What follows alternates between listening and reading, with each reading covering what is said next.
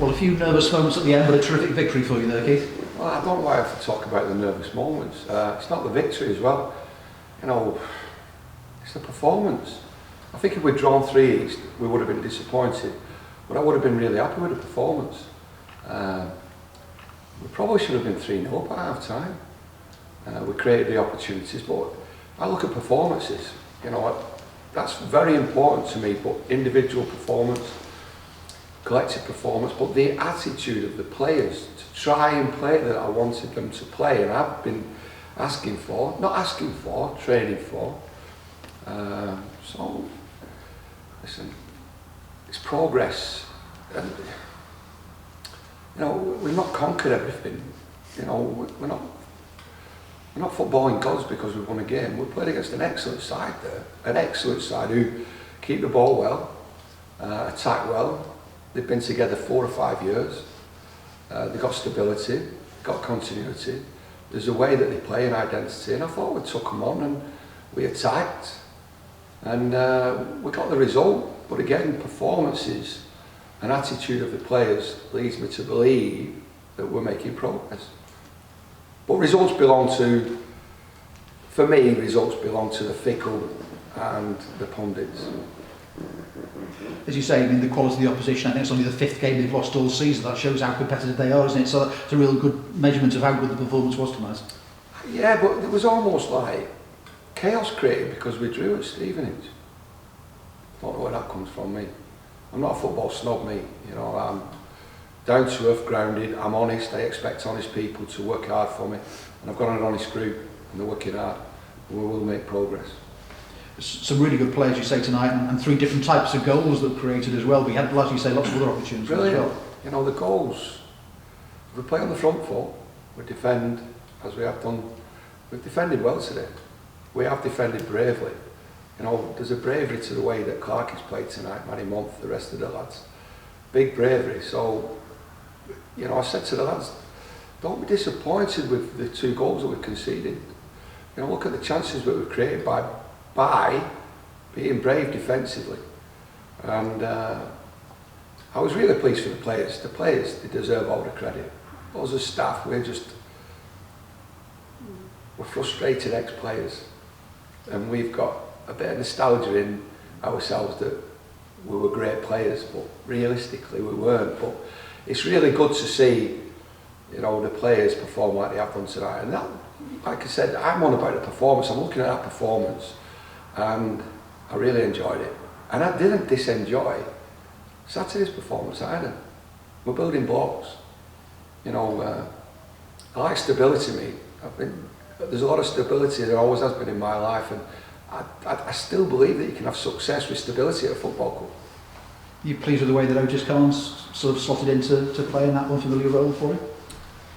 It's my responsibility to take, you know, whatever comes, but Otis deserves all the credit. You know, I had to have conversations with him. You know, he's being led by Peter Clark and the back 4 and the players in front of him, but he's not feared the opportunity. Like I said, and I'll joke with him about it, you know, he can either play right back or substitute. You know, and that's the joke, and it's a common joke, and you know, he's not offended by it, but there's a sense of reality to it as well. You know, he's took his opportunity, and you know, he's doing well. But I think the team are playing on the front foot, and I like that. I do. The last 2 home games, it's that 7 goals. Yeah. You mentioned Clark. I think it's 800 career appearances now. I mean, that's a quite amazing record, isn't it, for anybody? He's an exceptional person. I think we forget in this rat race of an industry that we're in that we are people. You know, and he's a genuine, hard-working, honest speaking, down-to-earth football player who still knows how to win, still has the motivation, the desire to win, train every day to the best of his ability, and he knows the dark arts of how we used to play when I was playing. So it's special that he's still playing, and I would encourage him to play for as long as he can, because we sorely miss it when we can't play. You must be pleased to see in the performance, all that hard work that's going on in the training ground at the moment, and it's showing in the performances. Everybody's so short-sighted, narrow-minded. Why? The greatest successes in English football are built on stability. But now we want the short-term fix. Everybody wants short-term. I don't believe in short-term. Stephen Payne back on the bench today and got some minutes as well. I mean, how's Stephen progressing fitness-wise? So we haven't seen him for a long time. Well, it's difficult. We had to put him on because Varney had run his race.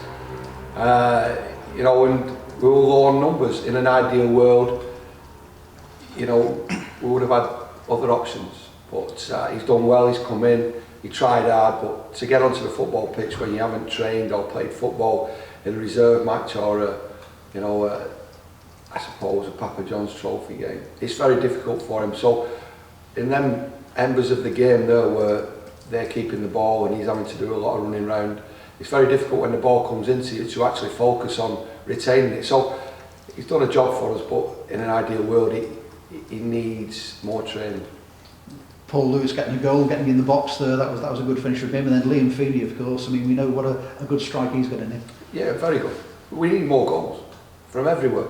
We need our fullbacks entering the opposition's penalty area.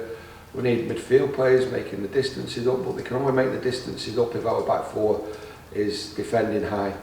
And they won't always defend high. There'll be times in the second half where we had to defend deep. But the starting positions should be defending the half of the pitch. And just one final one for me. Ollie Banks left the club yesterday. Ollie's gone to Barrow. That's just left a space in the squad for you, perhaps, or not? Yeah, listen, I think Ollie's got to be respected for what he's done for his football club. And again, he hasn't had the game time that he wanted, in this season in particular. So an opportunity came for him to go to Barrow. And we didn't want to stand in his way, and I won't do that. Once a player expresses his desire to go and play football, and he wants to play football, and there's a frustration when you're in a squad and you're not playing. And at his age, 28, he's got the ideal opportunity to, have a little bit of, I suppose, protection for his family with the length of contract and play football. That James Vaughan goal, was that an example of how simple Tranmere can make a goal look, or how simple they make football when everything clicks together? Yeah, but it's like the magic trick, the magician. It looks simple, everyone thinks they can do it, but it takes a lot of work, a lot of composure, a lot of movement, and a lot of skill. So it's not simple. There's no place to rest on that ball today in that match, particularly in the first half. But that hard work and effort that Tranmere have put in, which has been there through these last few games that we've been talking about, was the difference really just the bravery on the ball today, or just being confident in your own ability? I want to train at 100 miles an hour. So if you train at 100 miles an hour, you're going to make a lot of mistakes. But if you keep training at 100 miles an hour, you make less mistakes and you show more skill. And if that's an example of the goal, then we're doing something right. But effort and intelligence takes you a long way. Intelligence, sometimes it makes you ask questions, but effort with intelligence, wow, it's a lethal combination. And we're getting the effort, we're getting the football fitness in and out of possession, because there is two sides to the game: in possession, out of possession, and they both include big amounts of running and skill. So the biggest skill I can bring to the football club is my effort, and I expect that to be replicated by the players.